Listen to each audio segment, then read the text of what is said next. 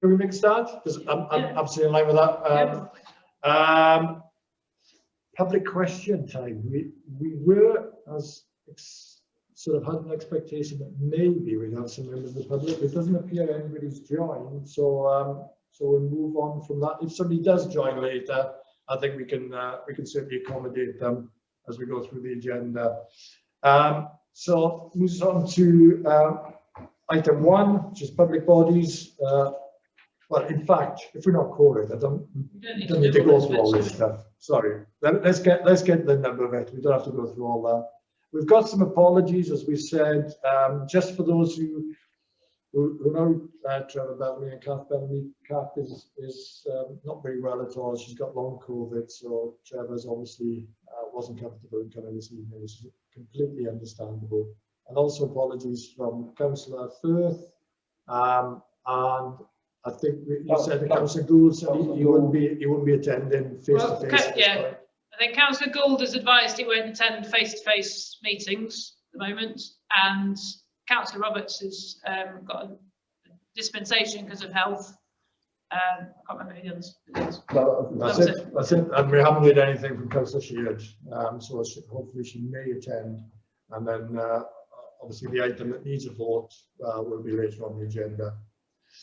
I don't believe there's anything on this agenda at all that's going to be held in private session, though I think one thing, Michelle, is if we don't talk about you tonight, then it'll be in the staffing committee, so that will save you blushes anyway, so that will be quite good. But we do need to talk about the role, and obviously we will be doing that. Just to let you know, I've WhatsApped Councillor Sheard, who's asked me the question, what time does it start? Good. Yeah. But I just said that she's got to attend in person for voting reasons, so I'm waiting for a reply. Okay. Okay. That's a bit of good coordination. Thank you. So minute up. We're not going to go through minutes of last meeting. There was nothing. There's nothing in the minutes that I read that's not on the agenda. Is there anything you want to pick up? Good. No. Okay, because we can't formally. We can recommend them for approval at the next meeting. Yeah. Well, I've read through them. I don't know if you have. I'm absolutely fine with them. There's nothing I can do. Okay. Sure. And then we come to item 7, which is the Climate Emergency Standing Committee. So this is expenditure against budget. And Richard, if you want to take us. Yeah. I mean, there wasn't a lot to say really. I just wanted to kind of tie up last year's figures really. So as you can see, we ended up spending about £20,500 over the year against a budget of 46,000, which meant we had a saving, if that's the word you want to use, of about £25,500. There was some expenditure made in this current financial year, which was approved in last financial year. So there's another 2,000 basically, which should be factored into these figures. But as you can see, you know, we underspent quite heavily. I suppose the one point I wanted to make about the year ahead is perhaps about the community mobilisation budget, which is where the salary of the Climate Emergency Coordinator comes from. I just wanted to make the point that it's quite given that the Climate Emergency Coordinator salary is 12,000 and there are on costs on top of that, the 17,500 is probably too low, I would suggest, and we probably might need to move some money from other budgets later in the year. So just be aware of that as something that will probably need to happen late on. Okay. Well, we've just had confirmation that Councillor Sheard will be at 7:30, so that's fine. So we'll cover that. That's what Michelle just said. So I think we could, when Councillor Sheard arrives, we can perhaps just go back to pick up the minutes. Yeah. And then we can. That's the main thing. We will indeed. Okay. Right. So any questions for Rich or anything that anybody wanted to raise? Seems pretty straightforward to me. No. Okay. Thanks. So item 8, which is a section of mobilisation group.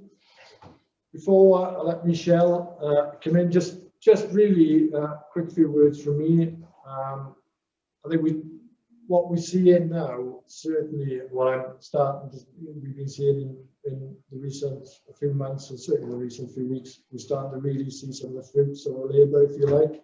You know, lots of the discussions we've had around the actions are now starting to move forward, you know, from Steve's area in terms of the energy audit, and certainly the work that Kath is doing. So Michelle will take us through the updates in terms of what she's been working with you all in terms of your own areas.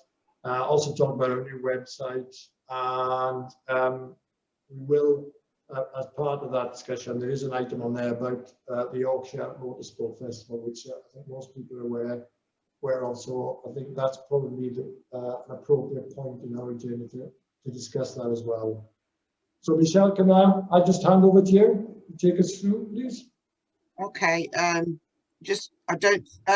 you let me share screen? I forgot to ask you that in the beginning. Whoever's Richard, the man managing. in charge. Yeah. Okay. Done? I've done that, yeah. Thank you. Right, so can you all see? Can you all see that? You see this end anyway? Yeah. Excellent. So, as part of the role of the committee, we're to actually let people know what we're getting up to. And so this time, rather than doing what we did before with the live streams, we've gone for a simpler idea of actually just a poster that we're going to put up in the notice boards that actually talks through what we've achieved so far.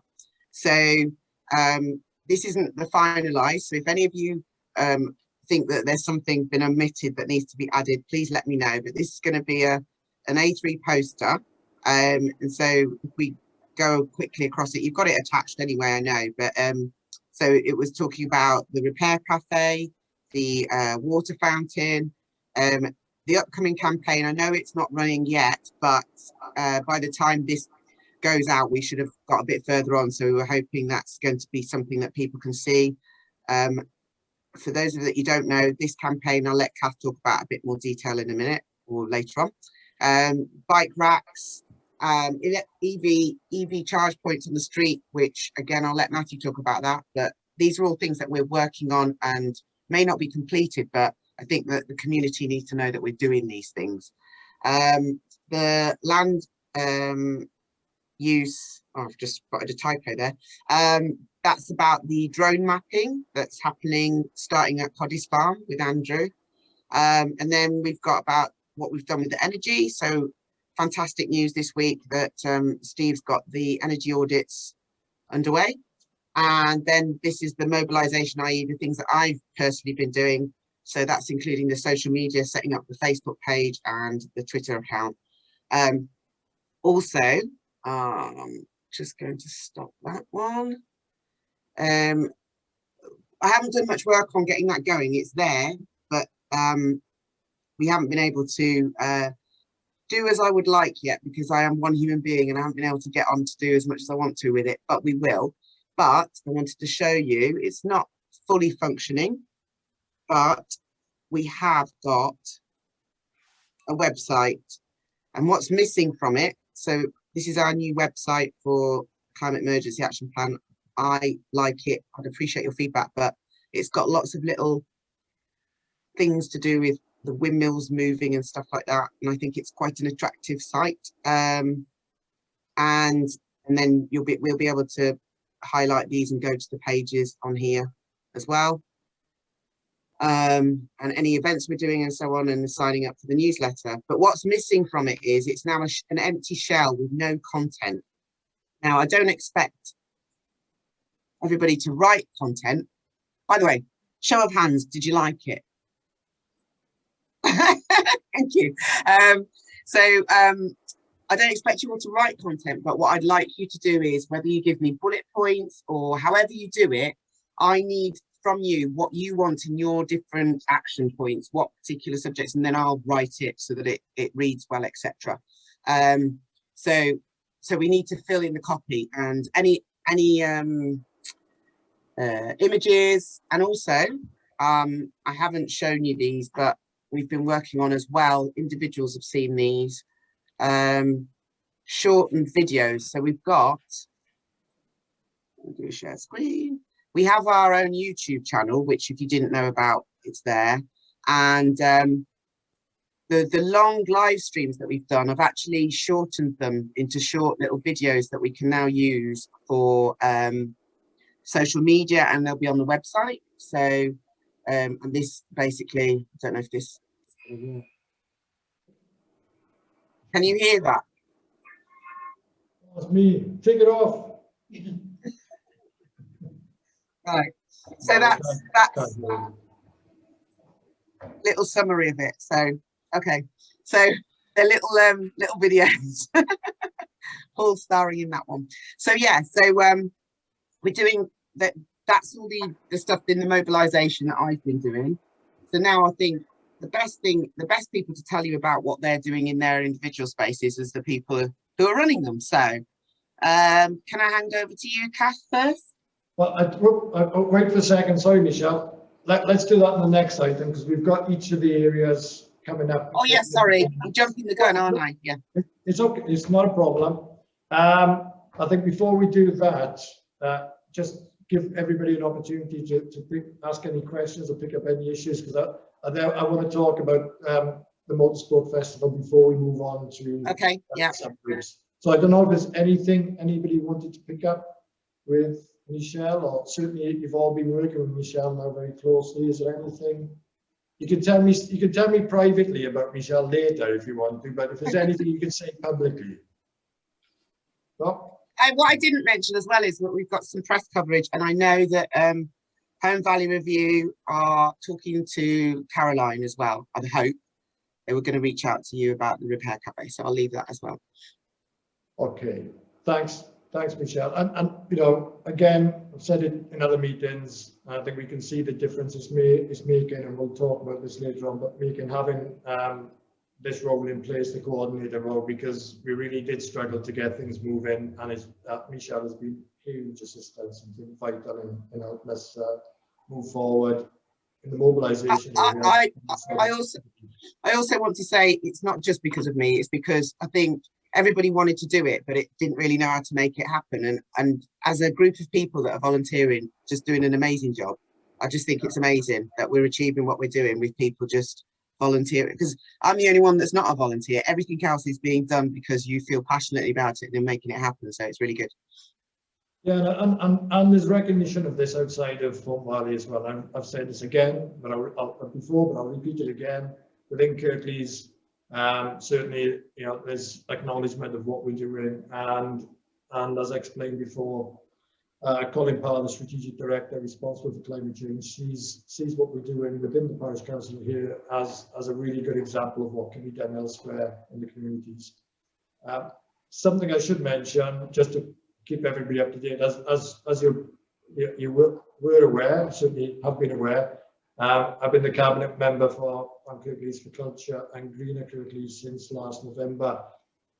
Unfortunately, there's a change. I'm still in the cabinet, but because of some reshuffles and unfortunately Councillor Graham Turner didn't get re-elected, I've now been asked, and I now have moved to corporate. So I'm now cabinet member for corporate. So I haven't got that direct line into the climate change work, but I'm still working very closely with Colin Parr. So I don't think we'll lose anything, and we've set those relationships up already. And as Colin keeps saying to me, I've now got all the money under me, so I'll make the decisions of where the money goes, evidently. Whether that's completely true is another thing. But just for people to be aware of that, I think just from that perspective.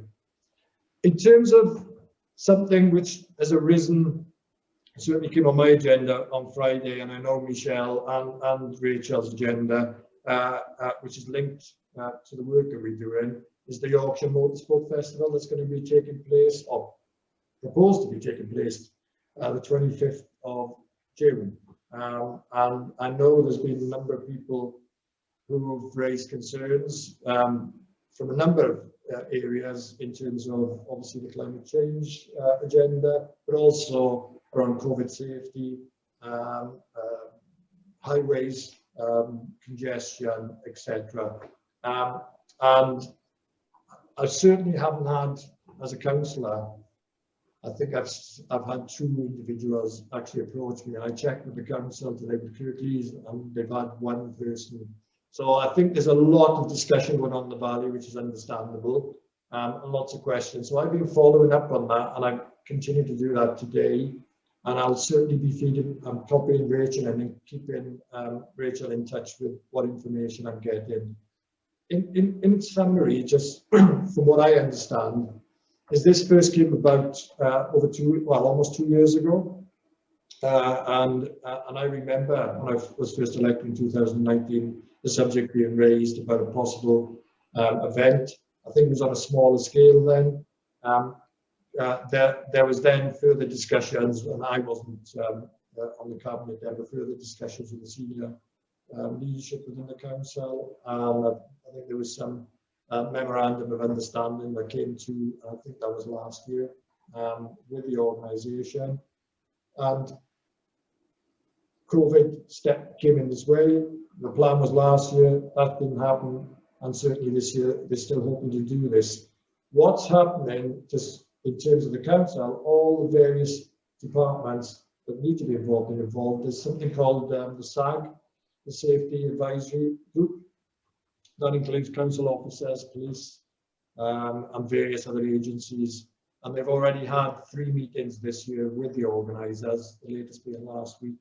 There's still follow-ups going. I think there's work, well, I know there's still work being done on the highways, on the traffic control. And there were still some issues around clarification on COVID safety, which may not be an issue on the 25th of June, but anyway. So they were still working through that. The queries I've had, and others may have had the same thing, is whether the council should be supporting such an event. And actually, I suppose, the situation is the council doesn't support or sponsor such events. What the council has to do is ensure that events are run in a safe manner and are run within the legal restraints. It's on private ground, so it's not on council ground. So there are some limitations as well in that regard. But certainly what I've been assured today by the senior person of events is that if there's any issues, there is always enforcement, which we do. The council can take enforcement action if that happens, if they don't meet the requirements in terms of legislation. But a lot of what is discussed on the SAG is advice. That's why it's called the Safety Advice Group. So it'll be more around the sort of highways issues. It'll be around sort of environmental health type issues, I guess. I'm not expert in that, but one thing I can assure you, that is being followed through very rigorously at the moment. And it's quite understandable that some people have real concerns because they see this as contrary to the climate change agenda, which I understand. But from the council perspective, that isn't this. The fact that this is about, if you like, cars and an event, that is not something that they could stop an event running on. But obviously, if there are any particular issues around safety, etc., then they would be able to take action. So I'll keep Rachel updated so that we can keep the council updated as well. And please, if anybody wants any more detail, it's certainly no problem in dropping me an email as the ward councillor anyway. And I'm in regular contact with the strategic director covering this. In fact, I spoke to him at 6 o'clock tonight about it. So we are on with it, as they say. So hopefully that's helpful. I don't know if there's any. Oh, yeah, well, Caroline. Hi, do we know, I mean, I do know one business that's been contacted by the organisers or one of the organisers, what have you, to say that, they're trying to do various things to sort of mitigate their, the carbon effect sort of thing. So I don't know how wide, do you know how widely they've done that kind of thing? Yeah, sorry, that's one of probably the most vital things I left out of what I just said. Yeah, very early on in the discussions, and this was would have been going back almost 2 years ago. The events team in the council said that, you know, that if this is going ahead, there had to be some mitigation put in place. So there was discussions in terms of a figure being put aside in terms of carbon mitigation, you know, in terms of that being paid to a particular charity. I haven't got that detail off the top of my head, but certainly that was part of the discussion. They're using electric vehicles, and you know, they are trying their very best to source things locally. I haven't got all the specific details of this, and I've asked for the specific details, but the answer to your question, Caroline, is yes, this is one of the things the council certainly asked them to do, and certainly said would be of great advantage in terms of any sort of communication to local communities. So yeah. Michelle, you might have got more in front of you. I have. Basically, the organisers, so Kath and I went to see and talk to them about this to ask specific questions, and I did ask because of our concerns, and they have sent us a list of all the different things that they are doing. And one of the things as well is at the end of the festival, they'll do a calculation to see what their carbon footprint was. First of all, it's twofold. They're doing everything they can to minimize the amount of carbon emissions they do. This is what they've told us, you know, they're doing everything they can to minimize the carbon emissions. And then they are taking steps such as the vendors to replace the use of single-use plastic and things like that. And then at the end of it, they're going to calculate their carbon footprint. Anyway, I've got a list here, which I just haven't got around to sending you guys, that I will share with you all about what they're planning to do so that you've got that. With regards to reaching out to businesses, I don't know what they did there, but I know that they made a specific aim to reach out to organisations and ask them, which you saw because I emailed everybody and said, what would you like them to do, and give them suggestions as to what to do to carbon offset, such as helping to repair the peak pump and stuff like that. So they are saying what they're going to do, but whether or not that is sufficient for our means and ends, that's a different thing. And on the other side of it is, I originally was thinking that we can't stop it, but we can educate people about what is happening there. And if you're not in there to tell people whilst they're at the show, then it's just like it's going on and everything. But I don't know if, I think that's a bit of a delicate situation for us to be involved in. So we're taking a step back. But that was one of the things that I was thinking was, we're supposed to be here to educate and to be involved in whatever's going on and actually make a statement to help people understand you being here in this field with that happening is creating this. But I think because of the backlash that we've seen from people, it's best that we just don't. So yeah, that's that. Thanks, Michelle. I think something else, sorry, go on, Rachel, you go first before I... Sorry, I was just going to come back on, Michelle, your suggestion of educating people. I think it is a really good idea, but not for this year, because it's almost like because I know the festival is hoping for it to become an annual event, which we'll have to see whether it actually happens this year. But it feels as if once, particularly if they adhere to their saying they'll calculate their carbon impact, actually there's quite, you know, if there's some facts and figures that sit behind that, then I think there is quite a strong rationale for attending next year and helping people understand the relative impact and some of the small changes that individuals can make, which will help alleviate the impact of the festival, but through their lives, really. Because I think there's a danger if we just say, no, it shouldn't happen because cars are bad, and it's that whole sort of, I think you raised it a few meetings ago, Michelle, it's all about telling people off and being a bit of a killjoy.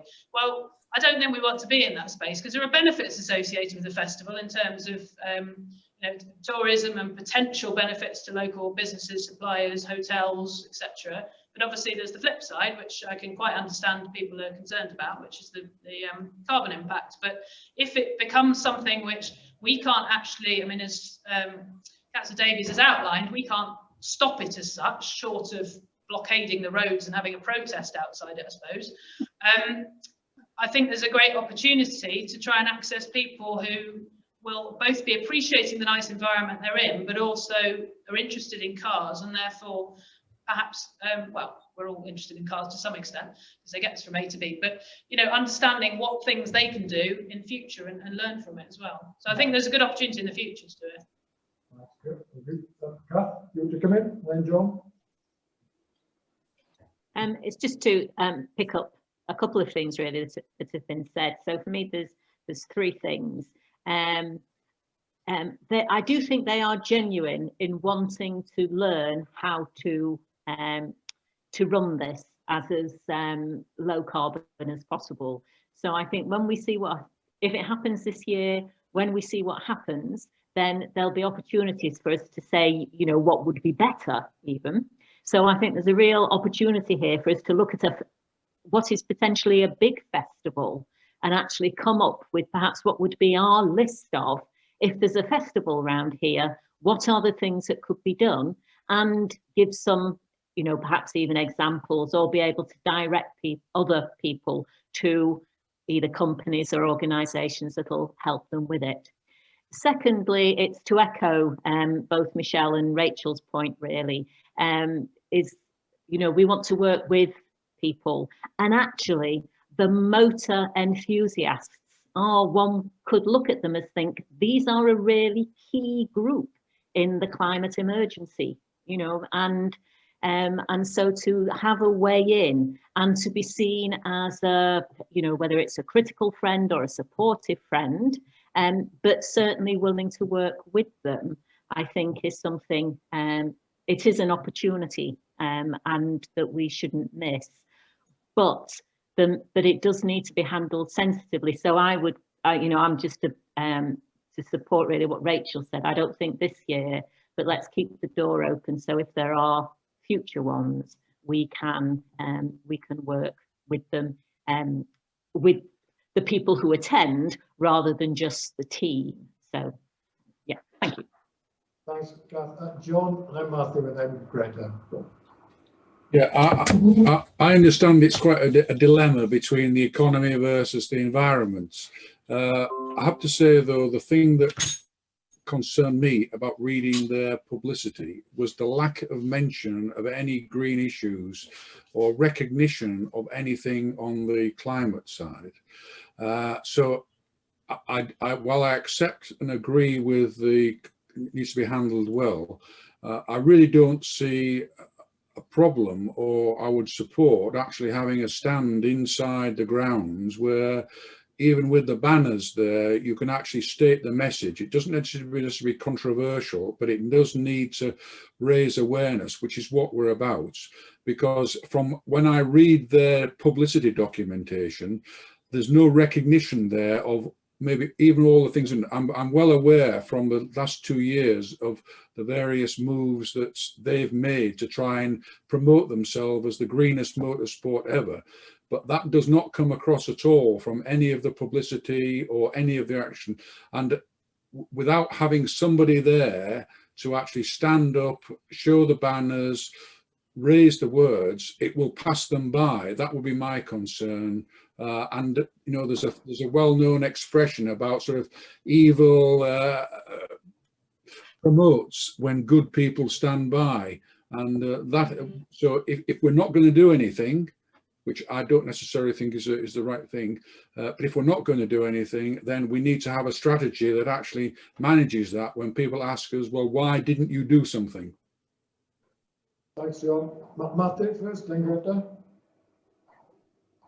I can see John's point, by the way. But my point is different. In these post-COVID times, or virtually post-COVID, I'm wondering if we need to be thinking how we can measure the potential economic benefits to our community. You know, are we able to find out easily if money has come into our town, or, you know, into the hotels and Airbnbs and the like? Do we have anything in place to measure it? Because sometimes these festivals are very in-house and they hardly touch the local community, you know, with food and so on.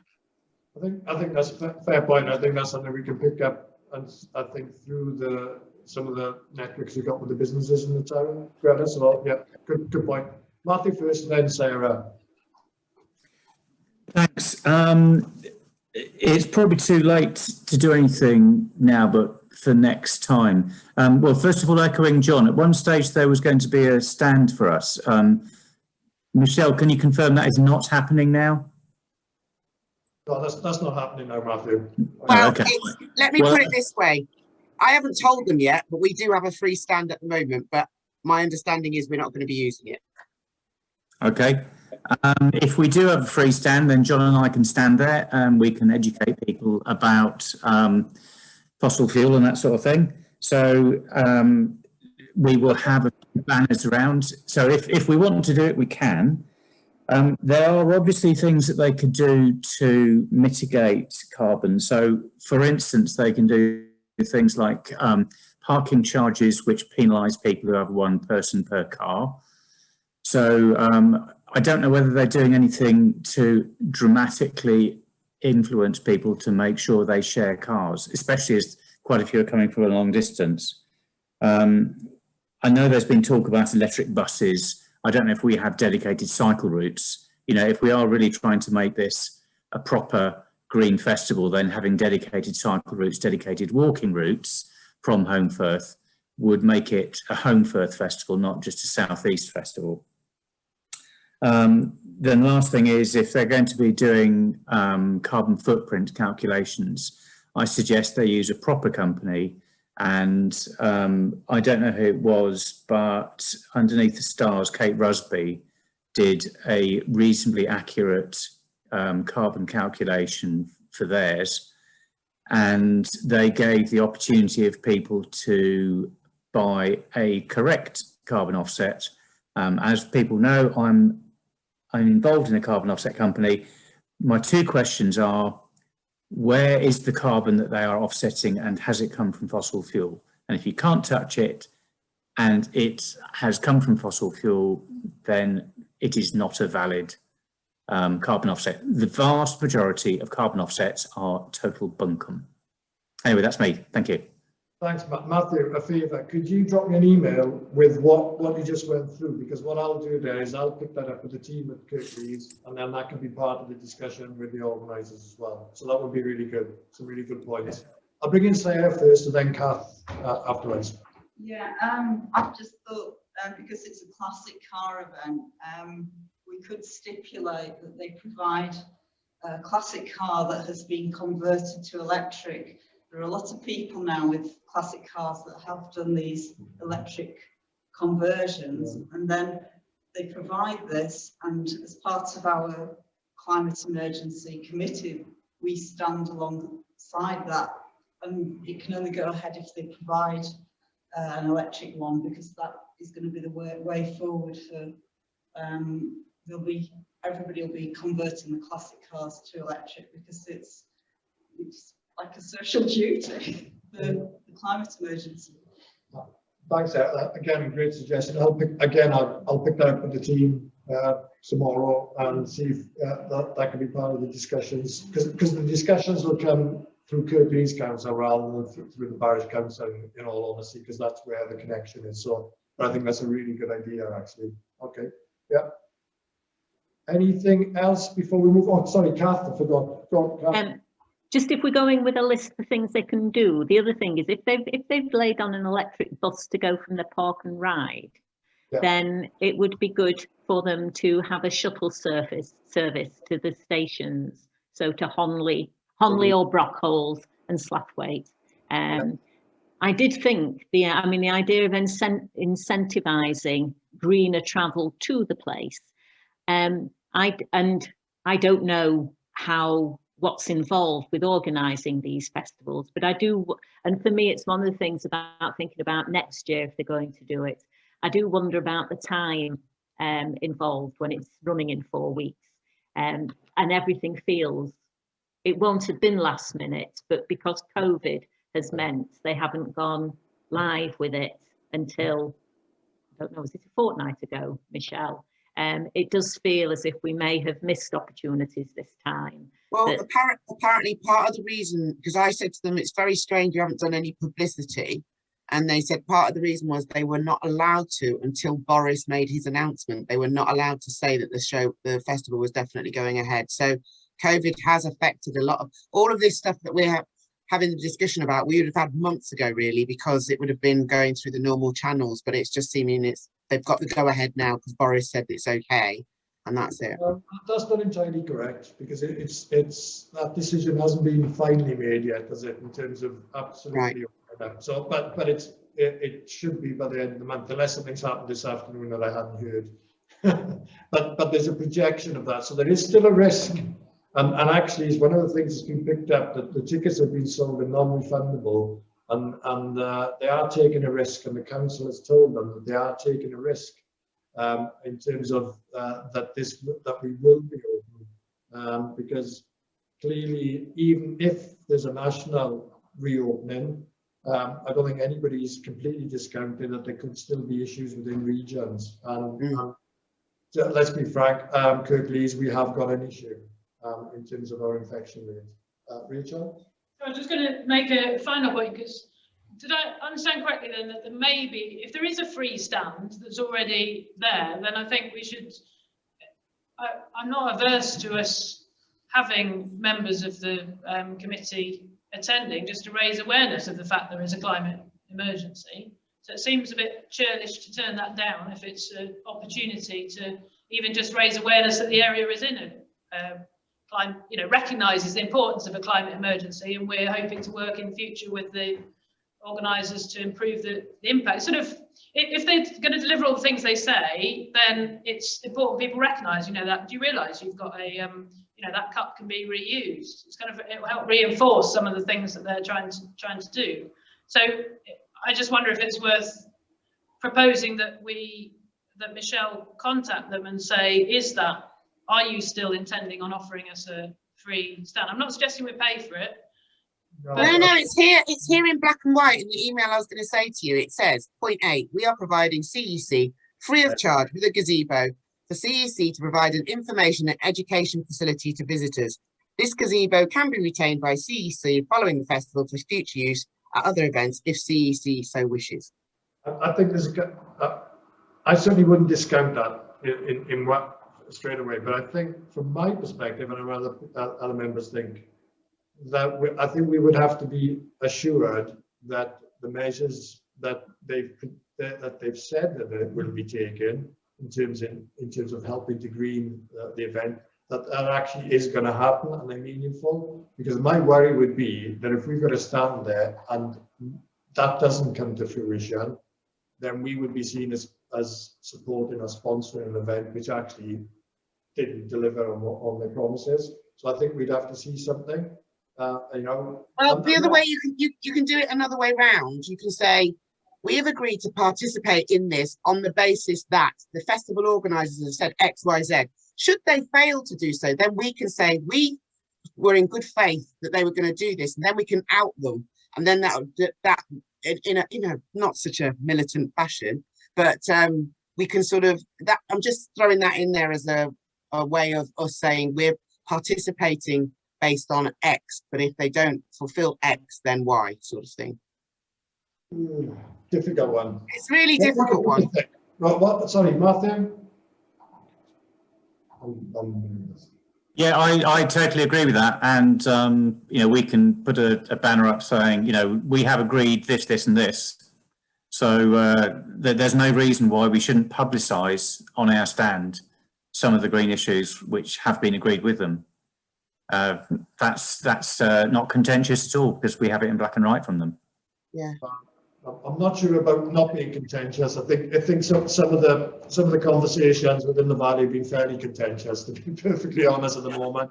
I'm personally, I'm sort of hoping for one side or the other. I think I've got a real concern that if they don't deliver, then the Climate Emergency Committee will get tarred with the same brush, and people will say, well, you weren't able to deliver on that. And that would not be good. But at the same time, I accept what he said. But Kath, go on. I have to, as one or two of you know, I have my own view on this. Is I'm I am anxious about our presence at the event. And when I've reflected on why, it's because I can just see it being a case of Climate Emergency Committee, motor show, without any opportunity for thought and explanation and justification to be in there. Now, I think if people who know much more about these matters, you know, if John and Matthew were there on the day or days, you know, I have great confidence in both of you that the message about the climate emergency will be going out very clearly. I suppose what I'm anxious about is what will be going on in social media about what the Climate Emergency Committee was doing there, as I say, by the stuff that's not based in reality. Now, I might be worrying about nothing. I'm quite happy for, you know, people, say, who better understand this sort of thing to take a position on it. But that's from my perspective. It may be that we're proactive and we get out what our relationship is with the motor festival beforehand. I don't know, but that's just, as I say, just to share. That's Thanks, Cal. Just to give you, before I bring Sarah in, just if this helps, when Kirklees Council were first approached, they were asked very much the same thing, that they would be provided, you know, would they basically come to the event, there would be a free stand available, and the decision was taken no. So Kirklees made a very definitive decision that, you know, that they will just continue to operate as the body that's going through the normal procedures and processes. But there was a decision that the climate change, before I was involved in the portfolio, that the climate change committee and the people that would not be engaged within the festival. So Kirklees have made the decision not to do that, if that helps people. Sarah, you want to come in? I didn't appreciate that Kirklees had voted it down. Well, it's officers made that decision, to be fair. This wasn't a council decision. Officers thought, for some of the reasons we talked about tonight, that it probably would not be appropriate for the council to be seen as.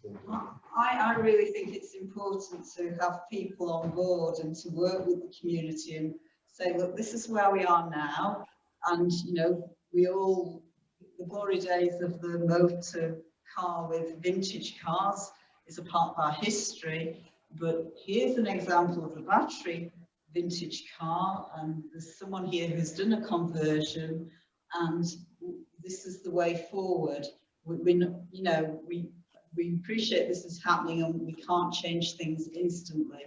It may take a few years. You've got to work with the community. We can't have a polarized, it would cause a huge, polarization is not good for community because of that us and them.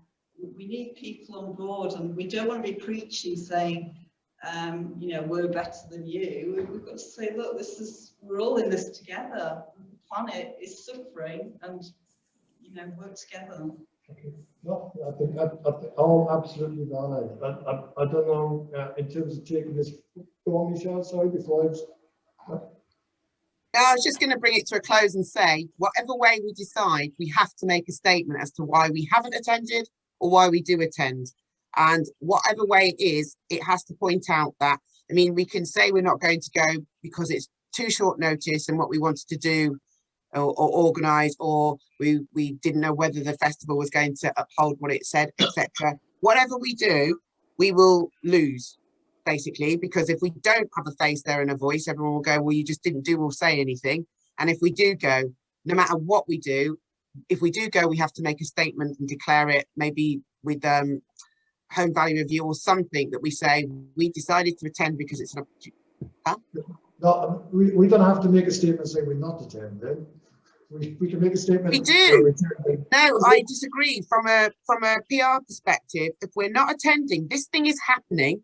We stand for an organisation that says this is a negative impact on what we're trying to achieve. So we have to say something. Michelle, hang on a second. The only people that know that we've got a free stand there is between us and the organisers. I'm not saying about us not attending in the sense of that. I'm saying, Just stop. yeah, okay. So, whatever decision we have, we don't have to go out with a big public statement saying we didn't attend because of this, because frankly, people don't know we've been asked to attend. So we'd be making a statement about something that people don't know about. If we are attending, I agree with you, we need to make a statement saying, look, we are, I think Sarah put it very well, and others, we are attending because of this, but we're attending on the basis that the organisers are doing this, this and this, and that's the reason that we're there. I absolutely agree we should be polarising. I totally agree. My worry is, and this is the worry, and it's very difficult to judge, but that will happen because of us attending, possibly, because then we'll end up with people getting polarised. Hopefully not. But if there is, I haven't got any kind of issue if overall there is a view, certainly to attend, but I think we really need to have categoric, and I mean categoric assurances with detail from the organisers what they're doing.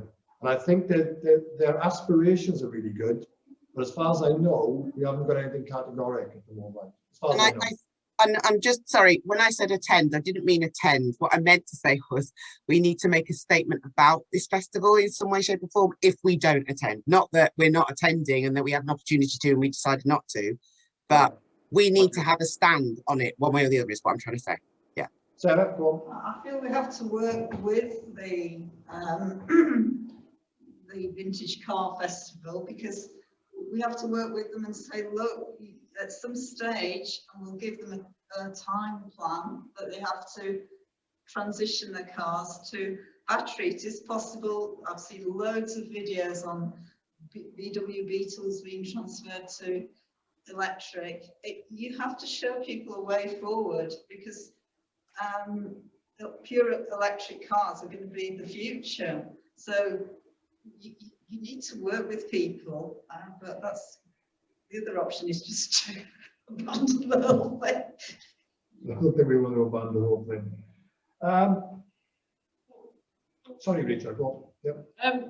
Yeah, I was just, I mean, I'm a bit in two minds about this really, because I know I've spoken both in favour of not attending and in favour of attending. But I do wonder, given that we've only got, what, 3.5 weeks till the event itself, I'm not sure how prepared we're going to be in terms of all the things like Sarah was just mentioning. It'd be brilliant to have, you know, an example of a vintage car that we can first battery power, that sort of thing. But those things need obviously planning with more than a couple of weeks. And I suppose my slight nervousness is if we go and we don't really have a lot to say or specific examples of things people could do to reduce their carbon footprint in their private lives or using their cars, then I'm not taking away from the expertise that members of the committee have got and could, I'm sure, happily talk to people for hours about carbon reduction initiatives or whatever.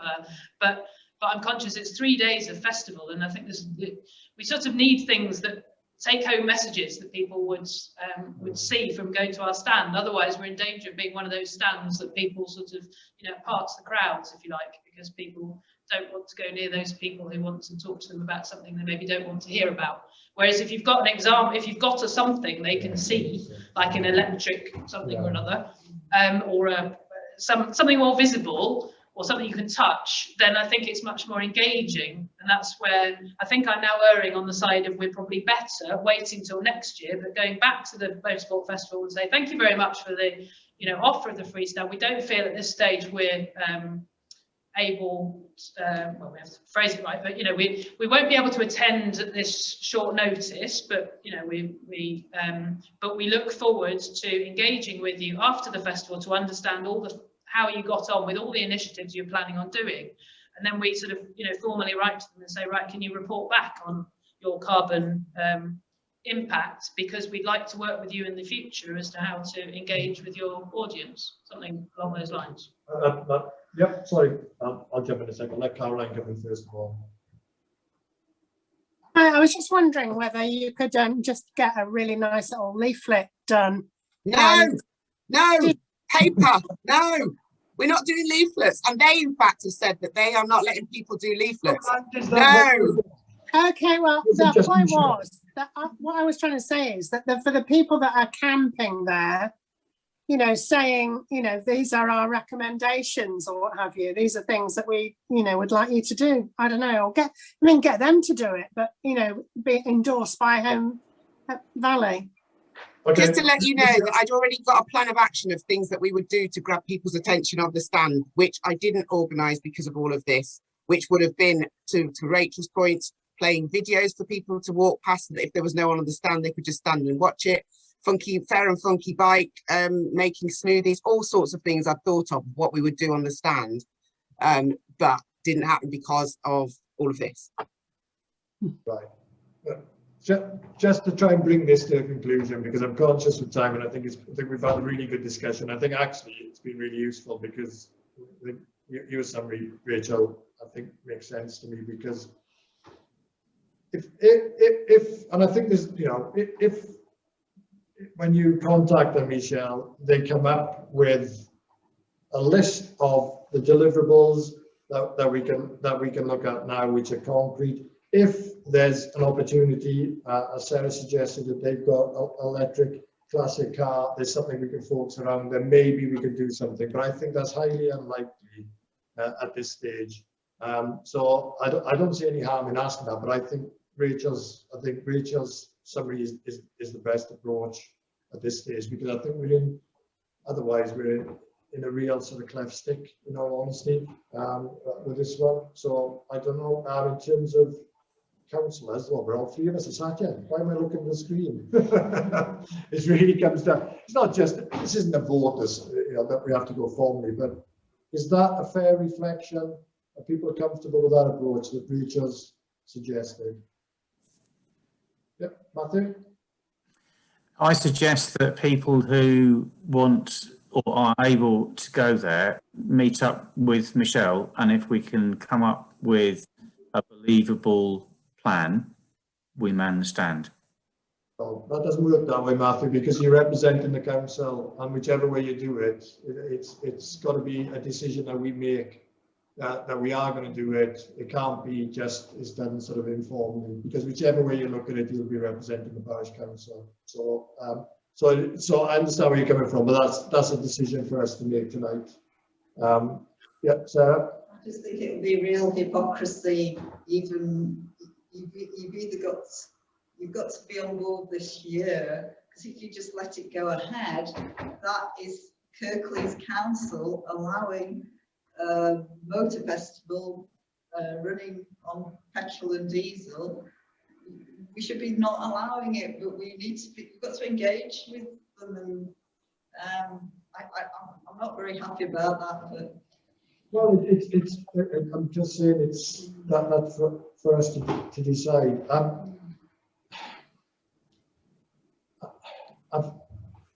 I can tell you now that there's one parish councillor who's raising this issue and is raising this issue in a way in which he is, you know, basically pointing the finger to the Kirklees Council of a lack of care of duty. So this is becoming quite intense. Examiner headline. This is becoming very intense. Yeah, and I think that's my concern, because people are getting, you know, quite intense about the whole thing. So, Matthew, final one, and then we're going to make a decision, because we got nearly 8. I can understand the parish council's sensitivity on this. Another potential solution would be to accept the stand but take it under a different banner of, say, hot. So if it was a hot stand rather than Home for the Parish Council, we're still there, we can still make all of the cases. I don't know if that would be sensible from John and Greta, but... Yeah, that wouldn't pose any issues for us, as such. I mean, I've had a lot of emails about this, and none of them have been positive. And at a PR level, I don't think this is good for HOT. But I know this is bigger than a PR level, but I think strategically it may not be right at this late juncture to do something. I think the problem we're all facing, and this is the truth, if we were having this discussion, you know, 6 months ago, we're in a different situation, and that's the problem. Let's be frank, and it's the same issue, you know, for people who are sort of first hearing about this as well. And that's one of my worries, is that we've got to be really careful that we don't damage the great work that we've been doing, but that doesn't mean we shouldn't engage with them. And I think we can still engage with them to take the approach that we just talked about, in terms of still talking to them about what they're putting in place to offset and to mitigate. And also that it doesn't stop us at all making the great suggestion that Sarah's made about them, even at this late stage, looking to see if they can source electric classic cars. And they may already be doing something like that, but I think we can still do that. And all of that input from tonight, we can feed in and make people aware that we have fed that in. But that doesn't mean that then we have to have the stand there, if you see what I mean. I think people see the stand, but see the stand as us giving support, total support at this stage, and it's too early for us to know how it's going to pan out. I think that's what you were saying. Is that fair? Yeah. I agree. Yeah. Okay. All right. Sorry, that was a very lengthy discussion, I know, but I think very important, because this is quite an intense issue, and we want to make sure that we don't get into, you know, one side or the other. Sorry. With that in mind, do we need to draft a letter though from the Climate Emergency Committee back to Motorsports? So we need to vote for the clerk to work with the chair and Michelle. And Michelle, yeah. Yeah, okay. On the text of a letter to confirm our. Sorry, a letter to who? Well, just back to the Motorsports Festival. So it doesn't have to be that formal, quite frankly, because when I asked them for the information, it was, we are having a meeting, the group is 50-50 split. What have you got to confirm that what you're doing is actually to confirm them? So it's a case of, yes, we do need to draft something, but not too, it doesn't have to be as formal as that. But yeah, we do need to reply to them and explain why we're not going this year. I think we do, because I think that is a good suggestion from Rachel. I think that sets the groundwork then for us looking forward, doesn't it? So I'm certainly happy with that, and I would support that. I don't know, Sarah, there's only the three of us here anyway. Sorry, the clerk, the Rich will work with Michelle, and I certainly can have input as well, and all three of us can have input if you're interested in just getting back with an email to the organisers saying, look, thanks very much for the offer, but we decided this year not to actually attend. However, our feedback to you, our input is this, this, and this, and we'd like to understand how you're going to achieve the carbon offsets, what mitigation are you putting in place in some detail. We'd be very interested in reviewing the event with you after the event to understand how it's operating and what lessons are learned and what we can plan for next year. And also, have you, even at this stage, able to source something which would demonstrate how some of the classic cars could be converted to electric, to make them obviously, again, something that would be there for future generations, but working towards net zero. So basically, we'd have an input. So we are, as a climate ministry, giving input. We are saying we want to review with them afterwards the outcome of the event, because we want to build on that for next year, because we understand they're doing next year, and then we can work with them over the next 12 months. So we actively would work with them over the next 12 months. At this stage, we don't think it's appropriate for us to be on this one. Is that a fair summary, Rachel? Yeah. Okay. Are we all right with that? I'm all right. Matthew's not too sure. No, I think sometimes you go with your instinct gut feeling on this, and I think that's my. I think no Kath is the same I do, and I think Rachel as well in that sense. Yeah, whether we're 100% correct any time will tell on that sense, but there we go. It doesn't sound like we're responding to an emergency. Well, why would having a stall there be responding to an emergency if we had, I'm not, well, let's not go back into discussion. We've made the decision. Sorry, Martin, we can have a separate, let's have a discussion offline. Okay. Matthew can pick it at the gate. John's got his hand up as well, Councillor Davies. John? We've made, if you've made the decision, then I think what we should also do is have an answer or a statement as to what we have done to actually mitigate it, to be able to give to all the people who will say, why have you agreed to this? My understanding is historically is that the event did not go ahead until Kirklees Council and the UK or the British Motorsports Association agreed to do it. And that's when they went ahead with the festival. I don't know what role the parish council had in that, but what I do know is for the last 18 months or so, we have been asked as a group and as people to actually give suggestions back to Michelle and others about what we do. I think we should compile those and have, saying, while, you know, we always like we are pragmatic, you know, we weren't part of the decision makers, but we did request a number of things that they do, and we list them all out, and we have a statement available, because as Matthew says, the danger is that we will be seen as you know, not being serious, and particularly the parish council not being serious about its declaration of a climate emergency. So I think while we may not want to go into the lion's den, I think we should at least have some statements to be able to say what we have done as a positive thing and make that available to anybody who needs to say, what did the parish council actually do? No, I agree, and I think the letter's part, the email is part of that, but then there should be a backup document. Yes, absolutely. So we'll do that as well. You don't want to greenwash it though, do you?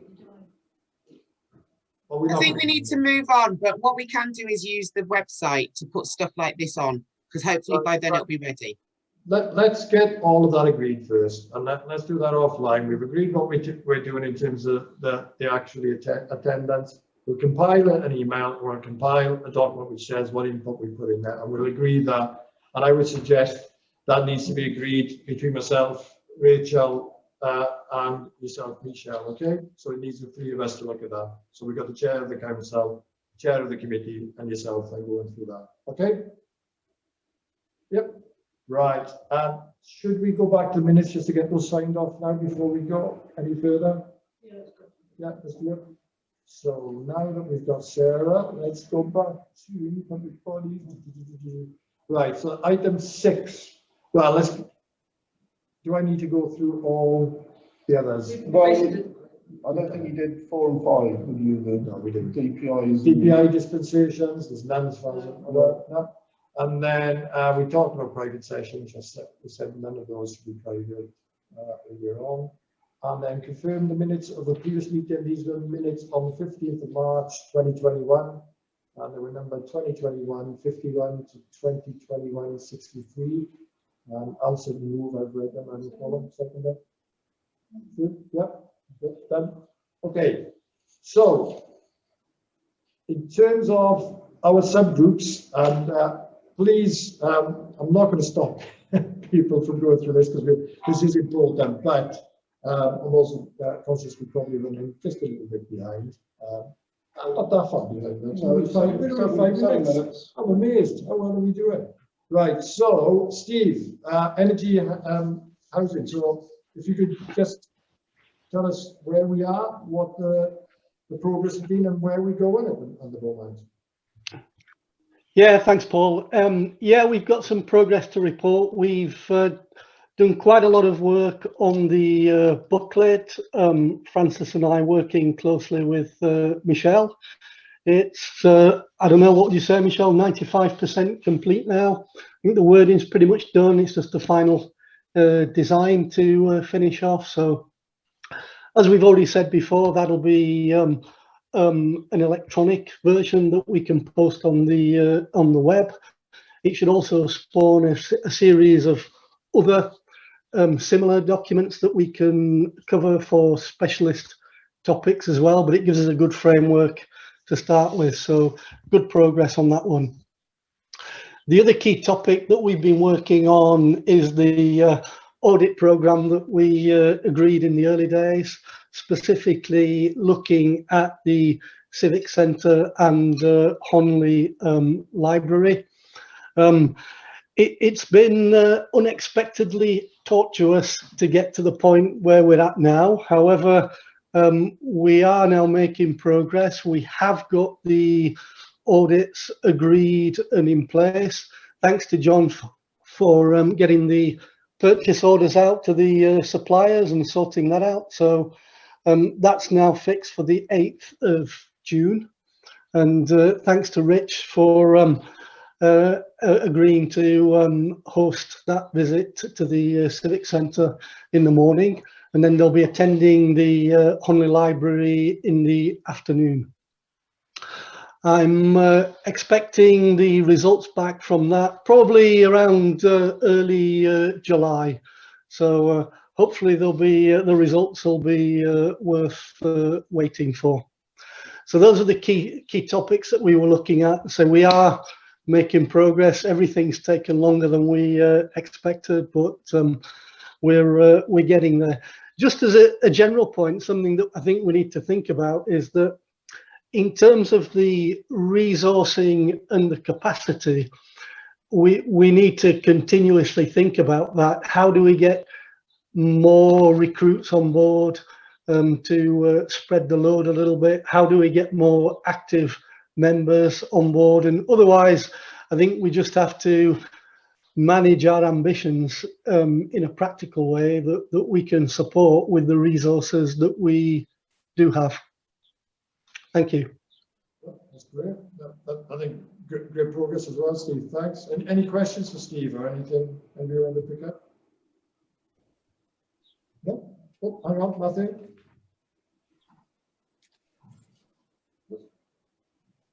Yeah, so just wondering, which company we use in the end, Steve, for the audits? A company called Pascali, based in Leeds. Great, thanks. Thank you. Okay, Kath, Transport and Travel, you're back on. Okay, this is with Greta and Matthew, so if they have anything to add, perhaps you can at the end, if that's okay, just to give a quick list. In terms of the sort of 3 areas of work that's been ongoing, no change on the electric vehicle charging at the moment. I heard this morning that about bike racks, that I heard back from Kirklees Council, and they're looking at our potential locations in relation to the plan. So that is so that's movement. So I'm feeling quite pleased about that.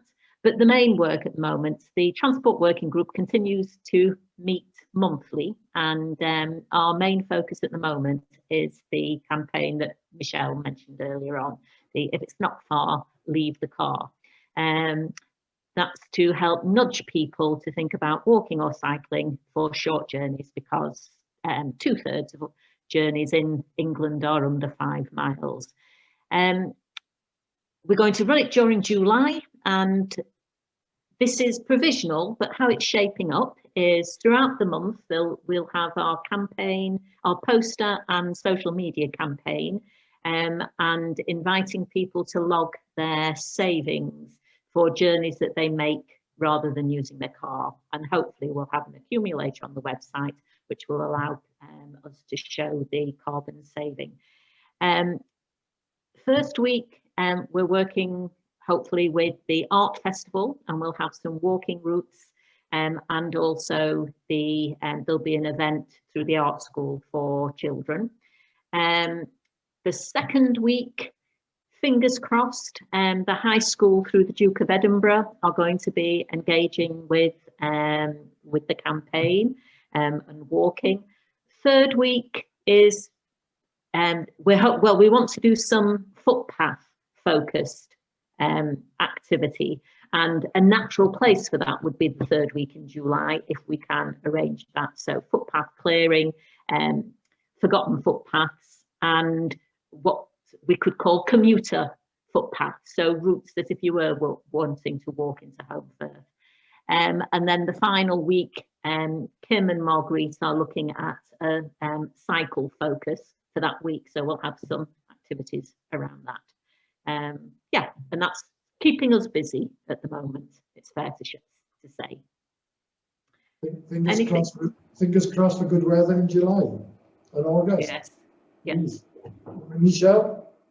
Yeah, I just wanted to say that I think it's important to point out, because Kath's always highlighting this, that this is happening in Holmfirth as point A, and then we'll move it over to Honley, because everything we do, even though we say it's the Home Valley, it's all happening in Holmfirth at the moment, and we need to start remembering it's not just Holmfirth, it's the Home Valley. I think that's a very good point, and actually, I know Michael Pogson isn't on this committee, but Michael does remind us there is a world outside of Holmfirth, so yeah, it's a very good point. And anything anybody want to pick up with Kath? I think some very pragmatic and just to say, just to add that a local photographer, a very honed one, has offered his services for free to help photograph those ancient walkways and routes into the town, which we're going to use on our website. So that's really useful and good. Great stuff. Yep. Okay. All right. Moving on to waste recycling, which is John. Yep. Well, John and Caroline, sorry. Apologies, Caroline. Both of you. I think we're basically looking forward to July, when the COVID restrictions come to an end, to have a bit more freedom of what we want to do. We haven't really haven't got any specific projects going on. We would be hoping to try and work with Fair Trader and the Tech about sort of community recycling centres. Both have been a bit restricted at the moment. Certainly now the Tech is reopening, I think there's opportunities there. I do know that some of the things that Julia Robus has been able to do from the upcycling point of view, Swap Shop is going ahead, coming up. And then we've just really got the what Caroline's been doing with the the repair cafe, which I'll let her speak about. So that's where we're up to at the moment. Okay, thanks, John. Caroline? Hi. Yeah. Well, we've sort of started again. You know, now the Tech's open again. First one was the 1st of May, and the next one will be on the 5th of June. And we've got loads of people that like, every day I get notifications that people like Holmfirth Repair Cafe, but we're not getting, you know, the numbers through the doors yet. But I suppose it's just early days, and the only way we're promoting it really is social media. But I've asked if we can have a sign outside the Tech for a week before the Saturday, so it says, you know, this coming Saturday, Holmfirth Repair Cafe 10 till 1 sort of thing, you know, let us help you fix, you know, things or whatever. I don't know, there's a better form of words than that, but so I think they're going to get Chloe to help them do something, because they had all the signs outside for raising the money, and they're you know, that's obviously they've managed to achieve that, so they've got some space now. So yeah, and we're still doing the odd repair at home as well. I mean, I think some people think we're like the repair shop, because in my dining room table's got dismembered dolls on it, and you know, things like that. So. But anyway, yeah. I was slightly worried then when he said dismembered.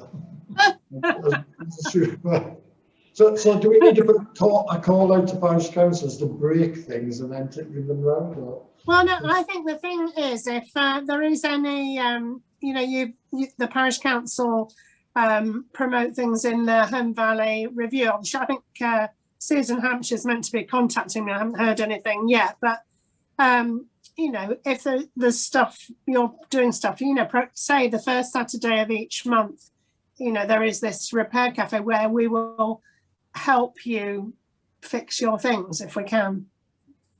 Okay, Michelle? I was just going to say, I think what would help is something more visual. So if you had you know, the before and after pictures, because it's like the things that you fix, like the severed heads of dolls, whatever, outside, because it's like the repair cafe, it says what it is, but you want people to see something. So pictures of this before, or a little girl with a broken doll crying, and then a happy girl with a fixed doll or something. I don't know. So where do we want these pictures? I mean, we'll come up with something on the posters. I'm saying on the posters outside, just having the words "the repair cafe" have something visual is what I'm trying to say. Yeah, I think there's lots of people that know about us because we've got hundreds of likes on our Facebook page, and you know, people say, "Oh, I really want to," and then they forget to come. They forget it's that Saturday. So that's more like it's this Saturday, you know. Well, I think you could do it. Just another thing, and I know I'm getting into detail, but an appointment system, and then people would remember. Yeah, we could do that, but then I think we wouldn't keep to them necessarily. That's the point, because you know, you get one thing, it's just a broken fuse or something, dead easy to fix, and then the next thing is like a major, you know, where is this going wrong? So I don't think that would really work, but you know. I think the only thing at the moment, it seems, you know, let's get it, as you said, back up and running and then see where we go from there. I know it's the first Saturday, isn't it, of the month, and so should be easy to remember, but I forgot. And so if we could have, you know, this would be something for populating the website, wouldn't it? Just the dates for the coming year. And then when I'm thinking, oh, when's the repair shop next on what time it's on? Just yeah. Kerry Sykes would put that up, wouldn't they, or something? Oh yeah, I'm sure she would do actually. But I mean, you also don't want to get absolutely totally inundated, because then it would just be, oh, never going there again. You know, there was a queue right out the door, and it just needs to kind of grow organically, sort of, you know. But yeah, Kerry would do it, no problem. Just at this image then of dismembered dolls with lots of crying children, you know, so, you know, that would be good with her, you know, so. Okay, I just keep thinking of headless dolls now. And sort of... Oh no, well, our biggest success really is with gardening influence on machinery. Lawn mowers, strimmers, hedge trimmers are us, you know. That's where the dancing today. Fantastic initiative, and we just keep going and see, and then review it, and then let's see if we need to, you know, do something around advertising, you know, even a bit of Facebook advertising or something. Yeah. Then we can fund it through the budget anyway. It's not much to do that. So yeah, let's do that. Okay. Okay. Thanks, Caroline. Thanks, Sean. We haven't got Alison on, have we? But. So I can give you Alison's if you want. From Michelle, please. Yeah, thanks. Yeah, because she sent me a detailed email about what she's been up to. So hold on a minute. But I can say, as I said, one of the things is that they're doing the land measure with a drone with a guy called Gareth, who's going to do Andrew's land. And the really good news is that she's got 2 more farmers involved who have agreed to do it. So it's not just Andrew anymore, which is really, really good news. Working with the university, which we know about. Let me just okay. Yeah, they're doing a biodiversity survey on Andrew's farm. She's reached out to Kirklees and Calderdale Council and the Environment Agency, National Trust, River Calder Trust and River Stewardship. But as I said, she's got 2 more farmers on board, and the drone surveys are coming through Huddersfield University Geography Department. So that's another group of people with it. So it's going well, really, I think. And just to remind people, and I think particularly for perhaps for Andy, who's joined us tonight, listening, this is the land audit that we're initiating, and this has also got a lot of interest from within Kirklees Council. Rob Dolby, who manages Kirklees Green Space rather, is very interested in working alongside what we are doing, because one of the things he wants to plan is doing something similar across Kirklees. So, you know, a crucial exercise to understand what we have, who owns what the type of land is, and therefore to look at what the possibilities are going forward. So, yeah, really good. And this is an example so we don't forget of us working with Home Valley Climate Action Partnership as well, with John and the team within HVCAP, and that helped facilitate this moving it forward. So yeah, really good news. Okay, great. Have we missed anything? I don't think we have. Those are the 4 main groups. And thanks very much, everybody. Thanks again. You know, it just, I know I'm repeating myself, but I can't help it. It is so refreshing to look at what we are now putting in place, where we spent a long time, you know, really not just devising the actions, but thinking about how we were going to implement the actions. And so, you know, it's thanks, you know, to all of you that are engaged in this and actually delivering something. You know, it's yourselves as co-optees that are actually making this happen as well. So it's fantastic work. Okay, this brings us on to item 10, which is the Climate Emergency Coordinator role. Michelle's been with us now for, well, since last, when did we put this trip? Oh, is it 17th of August? Whoa, time flies. August the 17th. Yeah, August 17th. And that role was advertised as a 12-month role. It was a fixed term contract at that point. It was always the intention that we would review the progress of the role over this coming year and to see the impact of the role, and obviously the person who's in the role, which happens to be Michelle, but you know, when we look in this first place, and then to look at whether we needed to renew that role going forward, and to look at the impact that would have then in the second year as such. Certainly from my view as the chair of the committee, and having worked, you know, very closely with Michelle, and I think all of you have done so as well, we have seen, as I said earlier on, some great progress in the period since August. And what Michelle's brought is the added benefits of her background, not just in organising and mobilising, but also in terms of the whole way we market and PR and communicate as well. And we've still got a lot of things that we need to do in that.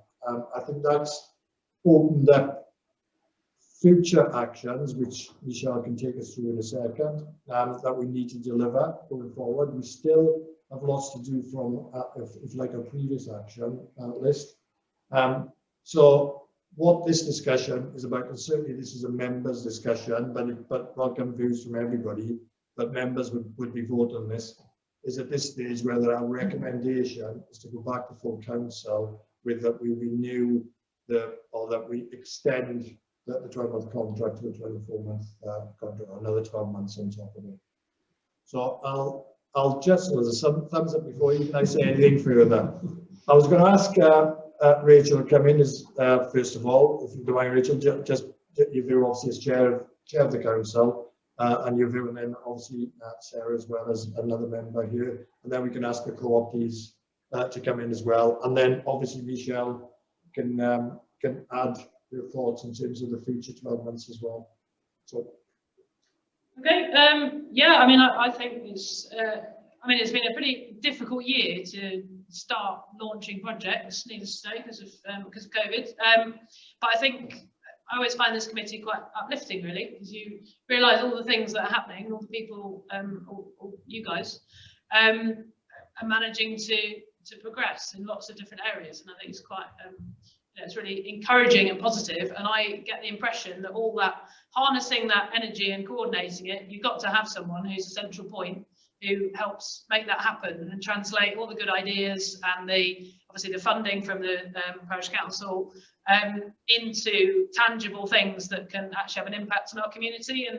And I think people sometimes are a bit dismissive of you know, websites and putting things on social media because people get a little bit sort of overphased with the amount of information that's available, but it's all critical because this is about trying to change people's behaviour. So I don't think the Climate Emergency Committee would achieve much without having a coordinator as a paid role pulling it all together, because I think in practice volunteers can only do so much, and I just don't think we would get much bang for our buck, if you like. So personally, I think it's essential that we do have a coordinator role, and I think Michelle has done very well, obviously, in the time that she's been in that role, and I would be very happy to renew the recommend renewing the appointment for the next 12 months. Thanks, Rachel. Sarah, do you? Yeah, I mean, I totally agree with what Rachel said, and it's just a shame that Michelle has been stuck in this pandemic, really, because, you know, none of us have been able to really fulfill the role properly, but I'm sure, you know, it'll pass very quickly and things will roll out maybe quicker. Yeah, thank you, Michelle. I think that's a good point. And the other problem, we should put out a warning sign, because once Michelle gets out and about, then things are going to be moving even quicker and everybody is going to so yeah, look out home first if Michelle gets out of her little room there. And Hodney. And Hodney, sorry, Hodney. Oh, I'm going to get. I can argue that I'm not a local. I've only lived in Kirklees 30 years, so I'm getting used to it.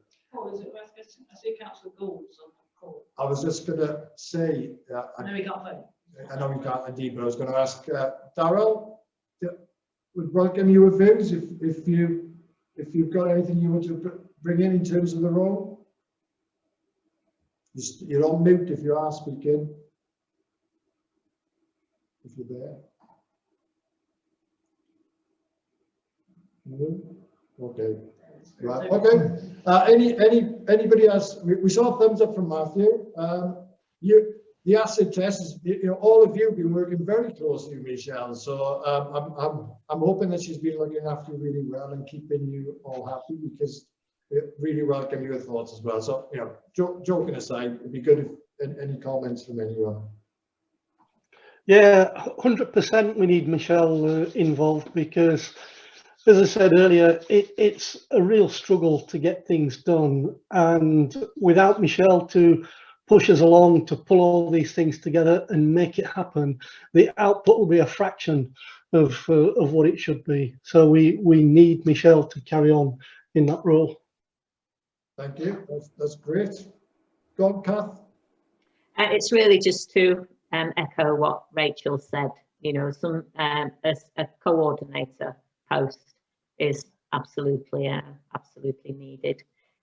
When we're all volunteers trying to get this done. So, from my point of view, carry on with the good work. Fantastic, thanks. This is, of course, if Michelle is still wanting to put up with us, so I suppose that's something that'll be decided at a later stage in staffing, I'm sure. But lost Michelle now. She's gone. She's happened. So I don't know if you want just to getting embarrassed. Anything you want to getting say? Embarrassed. No, I said earlier, you know, it's all right you saying that about me doing the coordinating, but without you guys actually doing what you do as volunteers, I'm always talking about the fact that I'm the only one that is actually employed to do this, and everyone else is a volunteer, and the stuff we're achieving is amazing because of your dedication as well. So I think it's a great team effort. And I categorically, I don't necessarily see if it was me, but I think the role is needed, even if it wasn't me to be taking the role forward, because, you know, for instance, Steve and Francis, for instance, really busy people, want to do what they need to do. So then it was just like, as a coordinator, I was like, right, let's do a work round. We can't get a date in the diary. Let's do it. How can we do it manually and things like that? So it's just thinking about that, because it's my job and I've got the time to do that. If you didn't have somebody, we wouldn't be where we are now. So yeah, definitely. And there is so much more we want to do. To come to Sarah's point, because of COVID, we've achieved an immense amount of things, but the things that we could achieve if we could just all physically stick together in a room for an hour, as opposed to all this toing and froing and zooming and emails. And hopefully that's where we're coming to now. And there's, you know, so many things that I've got a list in front of me. I'm not going to go through it all, but there's so many things that are still in the low-hanging fruit bracket that we were talking about that we could get done if it wasn't for COVID. Absolutely, and you know, and I'll say, you know, as chair, without that role in place and without Michelle, then I would really have struggled, and particularly so, you know, as people know, in terms of the role I've taken on in Kirklees, I couldn't have done that as a chair in terms of the sort of coordination and driven the groups in the same way as Michelle's done. So I think certainly from my perspective, absolutely, we've seen the concrete results in terms of the outcomes, and we can see what we can build on going forward, and we just want to keep that going. So, yep, fabulous. We do need to vote on that formally, and I don't know if Tara can hear us anyway, but obviously you can't vote, and these are three of us have them. So I just formally would move that we extend the contract another 12 months, and that we go to the next staffing committee, which is next month, I think, isn't it? With that, and then obviously the discussions then with Michelle would be, you know, through the staffing committee. I assume at that stage, Rachel, is that the way you would see this happening? I think we then need to formally approve it Yeah. as full council. We would, yeah, because the staffing and full council, doesn't it? Okay, so I'd say yep, okay, yep, done. Fabulous. Takes us on to the last item, which is item 11, and this was something I know, Sarah, that yourself and Dara were going to pick up around allotments, whether there was anything that you were able to identify within the valley that we could start working on. And so basically it was just an opportunity for any feedback if you've managed to look at anything or. Well, I was talking to, we both have an allotment, David Knight, who he's on the parish council as a green in Kirkburton. Oh. And we both agreed, well, they're actually rolling this out. It's not entirely to do with allotments, but it's asking everyone who's got a garden to put 20% of their garden on one side for insect pollinators. I know it's nothing to do with allotments, but that would be great as well. Having, I think the allotments do that anyway, but I think it is something. I listened with horror on Radio 2 that they were thinking of the rolling out artificial hedges now. So the insect pollinators, it's such a crucial thing to the collapse of biodiversity. It's the first layer. It'd be great if Kirklees Council just rolled it out as well. You know, 20% of all land available for insect pollinators. It's essential. I think actually probably in terms of us being able to do something more readily than some of the work, I think the allotments is something we should still look at, but that seems to me a really good campaign that we could initiate. I think Michelle, that would be something that, you know, that we could look at. For me, that's something that we could put some information together, start think about how we communicate that, and actually run a campaign on that. And that's pretty achievable, I guess, for many people. That's a low level thing, because it's just educating people as to this is what's happening and letting them start thinking about what that means. Yeah, and once you've got that together, I'm quite happy to pass that. Or you can do it, or you can do it through me. Pass that on through to Kirklees as well. That could become, you know, a campaign within Kirklees. That's a good idea. Yeah. Okay. Thanks. Okay. Have we got? Actually, believe it or not, we finished early. How do we manage that? I have no idea how we manage that, but it just goes to show what wonderful collaboration we have in this team. Thanks everybody for the earlier discussion. By the way, I know it was a difficult discussion around the Motorsport Festival, and I'm really grateful for everybody being very frank and open. But at the same time, I think it just goes to show the strength of this group. We can have those conversations, and people don't fall out. Andy, I'm very much delinquent. I didn't welcome you earlier on. So hopefully this has been very useful. I don't know if you've got any comments or any thoughts that you wanted to on your first visit to our Climate Emergency Committee. Yeah, very interested to hear what's going on and the way it works. I mean, at this stage, I'm very much trying to understand how the committees work and perhaps what sort of input I might have in those committees. So yes, been very useful for me. I've deliberately not commented on anything. I'm not wise enough at this point to do that. So I think I'd rather keep quiet at the moment. I don't know about being wise enough, Andy. I'm not sure if the rest of us are that wise. I won't worry about that. But welcome back to the Parish Council as well. Good to have you with us. Thank you. Thanks everybody, and have a good evening.